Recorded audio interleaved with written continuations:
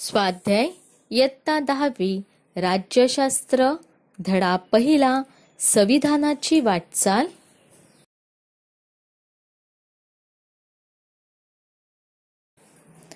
प्रश्न पहिला. दिलेल्या पर्यायांपैकी योग्य पर्याय निवडून विधाने पूर्ण करा.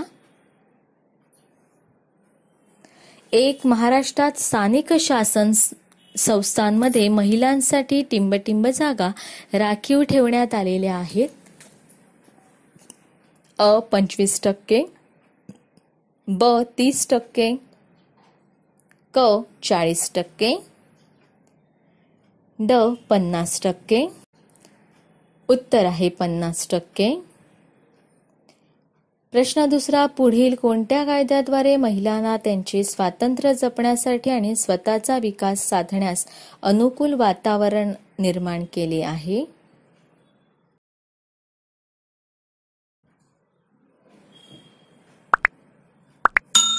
अ. माहितीचा अधिकार, ब. हुंडा प्रतिबंधक कायदा, क. अन्न सुरक्षा कायदा, ड. यापैकी कोणतेही नाही. उत्तर आहे हुंडा प्रतिबंधक कायदा. 3. लोकशाहीचा गाभा म्हणजे?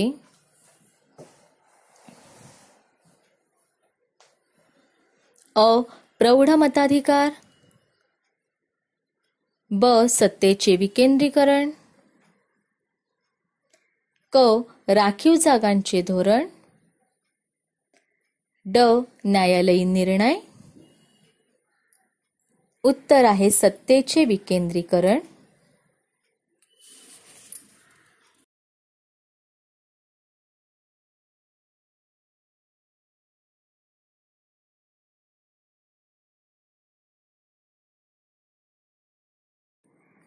प्रश्न दुसरा. पुढील विधाने चुकी बरोबर ते सकारण स्पष्ट करा.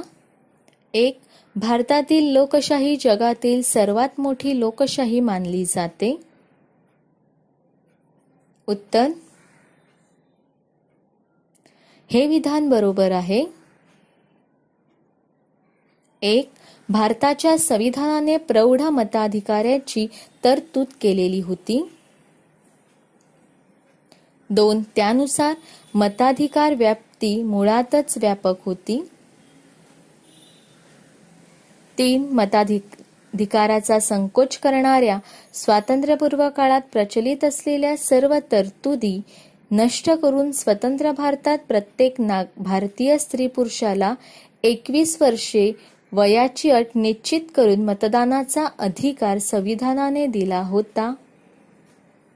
4. तो आणखी व्यापक करून मतदाराचे वय 21 वरून 18 वर्षापर्यंत आणले. 5. स्वतंत्र भारतातील नव्या युवा वर्गाला त्यामुळे राजकीय अवकाश प्राप्त झाले. 6. अशा लोकशाहीची व्याप्ती वाढवणाऱ्या बदलामुळे भारतीय लोकशाही जगातील सर्वात मोठी लोकशाही मानली जाते.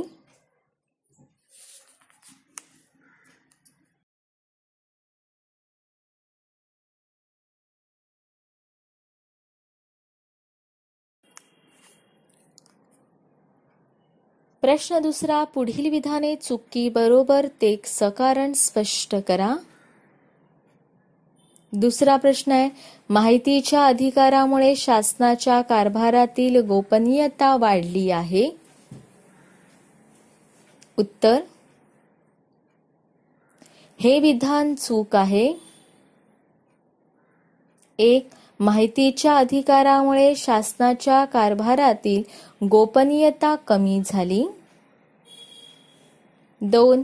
नागरिकांचे सक्षमीकरण अनेक मार्गांनी झाले पाहिजे. 3. त्यासाठी सहभागाच्या संधी देताना त्यांच्याशी असणारा संवाद वाढला पाहिजे. 4. शासन व नागरिक यांच्यातील अंतर जितके कमी आणि संवाद जास्त त्या प्रमाणात लोकशाही प्रक्रिया सकस व सुदृढ होते. 5. पारदर्शकता आणि उत्तरदायित्व ही सुशासनाची 2 वैशिष्ट्ये प्रत्यक्षात आणण्यासाठी भारतीय नागरिकांना त्यांचे हक्क सुधारणा करण्याकडे कल वाढला. 6.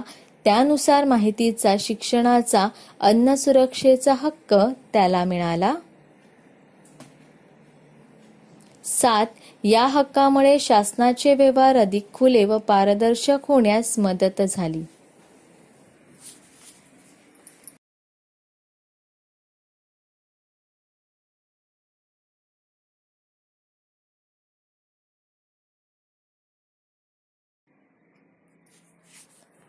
प्रश्न दुसरा, पुढील विधाने चुकी बरोबर ते सकारण स्पष्ट करा.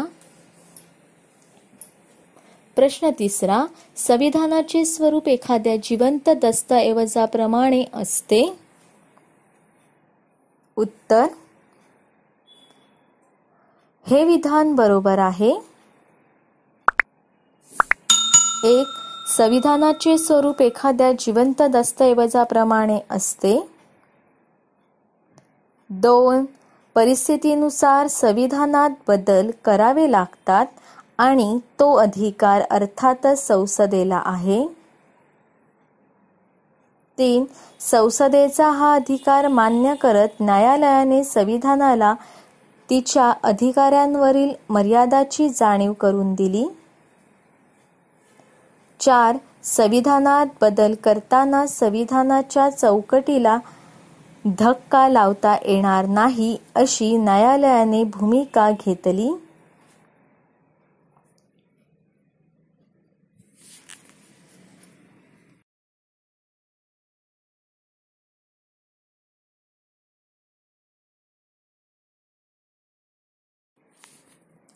प्रश्न तिसरा, टिपा लिहा. 1. अल्पसंख्याकांविषयी तरतुदी. उत्तर, 1. भारतीय संविधानाने अल्पसंख्याकांचे संरक्षण करण्यासाठी अनेक तरतुदी केल्या आहेत. 2. अल्पसंख्याकांना शिक्षणाच्या व रोजगाराच्या संधी मिळाव्यात यासाठी शासनाने अनेक योजना राबवल्या आहेत. 3. भारतीय संविधानाने जात, धर्म, वंश, भाषा व प्रदेश इत्यादी घटकांवर आधारित भेदभाव करण्यास प्रतिबंध केला आहे. 4.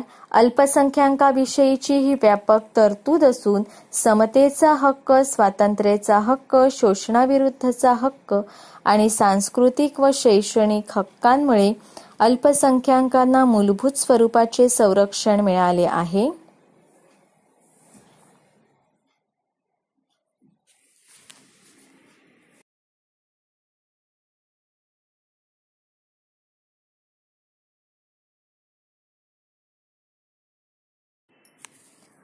प्रश्न तिसरा, टिपा लिहा. दुसरा प्रश्न, राखीव जागांविषयक धोरण. उत्तर, 1.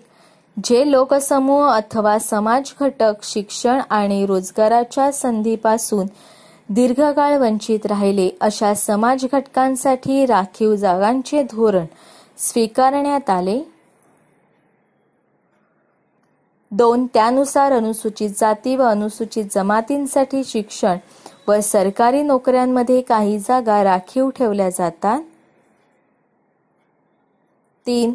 त्याचप्रमाणे इतर मागासवर्गीयांसाठी राखीव जागांची तरतूद आहे.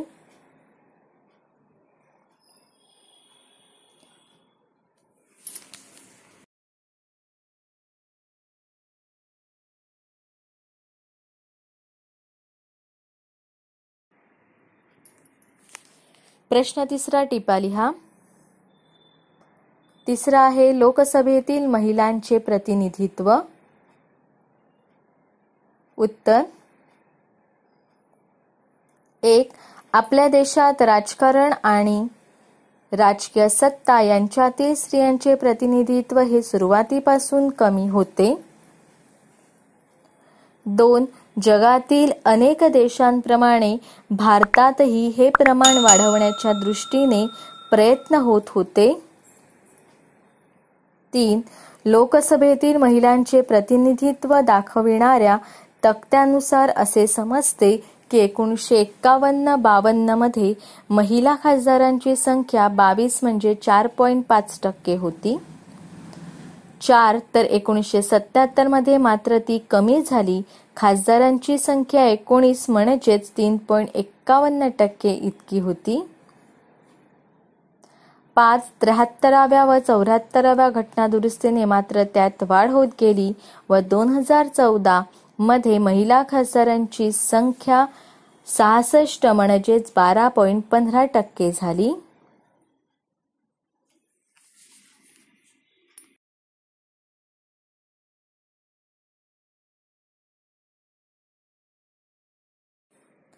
प्रश्न चौथा, पुढील संकल्पना स्पष्ट करा.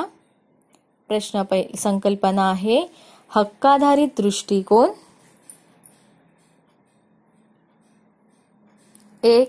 स्वातंत्र्यानंतरच्या काही दशकामध्ये भारताचे लोकशाहीकरण व्हावे म्हणून अनेक सुधारणा झाल्या, परंतु त्यात नागरिकांकडे लाभार्थी म्हणून पाहण्याची दृष्टी होती.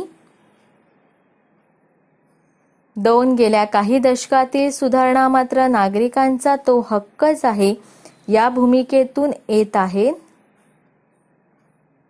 3. अशा प्रकारच्या दृष्टिकोनामुळे शासन व नागरिक यांच्या संबंधातील अंतर कमी होते.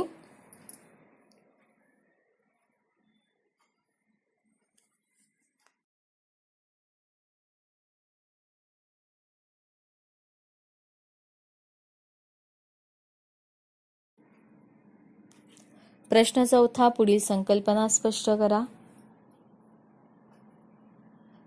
दुसरा आहे माहितीचा अधिकार. 1.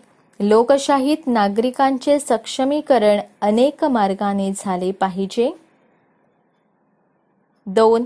नागरिकांना सहभागाची संधी देत असतानाच त्यांच्याशी असणारा शासनाचा संवाद वाढला पाहिजे. 3. शासन व नागरिक यांच्यातील अंतर कमी आणि संवाद जास्त, त्या प्रमाणात लोकशाहीची प्रक्रिया सकस व सुदृढ होत जाते. 4. त्यांच्यातील परस्पर विश्वास वाढवण्यासाठीही शासन काय करते ते नागरिकांना समजले पाहिजे.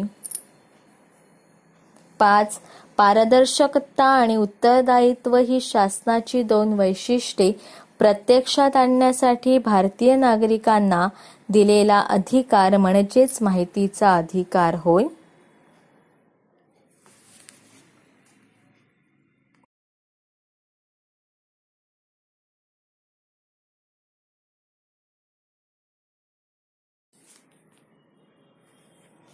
प्रश्न 5वा, पुढील प्रश्नांची उत्तरे लिहा. 1. मतदारांचे वय 21 वर्षे वरून 18 वर्षे केल्यामुळे कोणते परिणाम झाले? उत्तर. 1. स्वतंत्र भारतात प्रत्येक भारतीय स्त्री पुरुषाला 21 वर्षे वयाची अट निश्चित करून मतदानाचा अधिकार संविधानाने दिला आहे. तो व्यापक करत मतदाराचे वय 21 वर्षावरून 18 वर्षे केल्यामुळे स्वतंत्र भारतातील नव्या युवा वर्गाला राजकीय अवकाश प्राप्त झाले. 2. लोकशाहीची व्यक्ती वाढवण्याकडे बदलामुळे भारतीय लोकशाही जगातील सर्वात मोठी लोकशाही मानली जाते. 3. एखादी इतकी मतदार संख्या अन्य कोणत्याच लोकशाही असलेल्या देशात आढळत नाही. हा बदल केवळ संख्यात्मक नसून गुणात्मकही आहे. 4. अनेक राजकीय पक्ष या युवा मतदारांच्या पाठिंब्यामुळे सत्तेच्या स्पर्धेत उतरले. 5. भारतीय राजकीय स्पर्धेचे स्वरूपही बदलले आहे. लोकांच्या इच्छा आकांक्षांना प्रतिनिधित्व देण्याचे हेतूने आज अनेक पक्ष या स्पर्धेत दिसतात.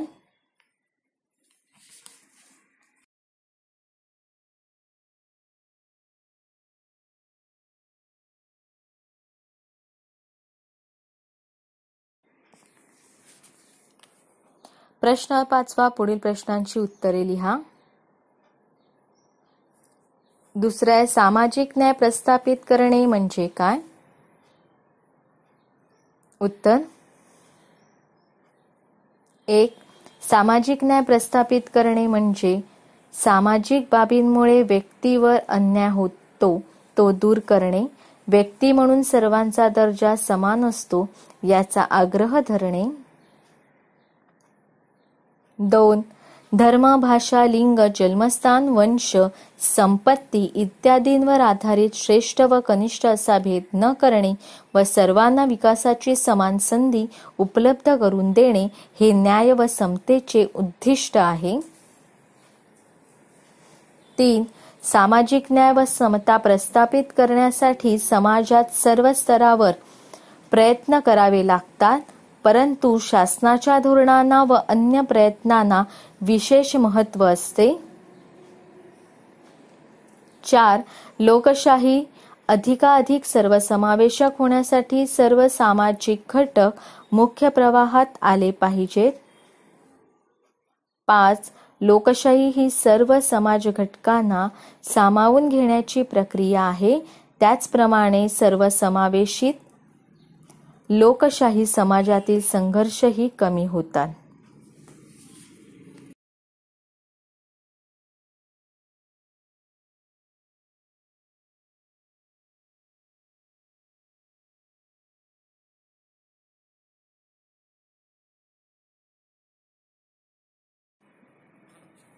प्रश्न 5. पुढील प्रश्नांची उत्तरे लिहा. तिसरा प्रश्न, न्यायालयाने दिलेल्या कोणत्या निर्णयामुळे महिलांचा सन्मान व प्रतिष्ठेची जपणूक झालेली आहे? उत्तर 1. संविधानातील मूलभूत हक्कांद्वारे नागरिकांना मिळालेले संरक्षण अधिक अर्थपूर्ण करण्याच्या दृष्टीने न्यायालयाने अनेक निर्णय दिले आहेत. 2. त्यापैकी घरगुती हिंसाचारापासून महिलांचे संरक्षण देणारा कायदा हे लोकशाही करण्याला पोषक असलेले महत्त्वाचे पाऊल आहे. 3. या निर्णयामुळे महिलांच्या सन्मान व प्रतिष्ठेची जपणूक झालेली आहे.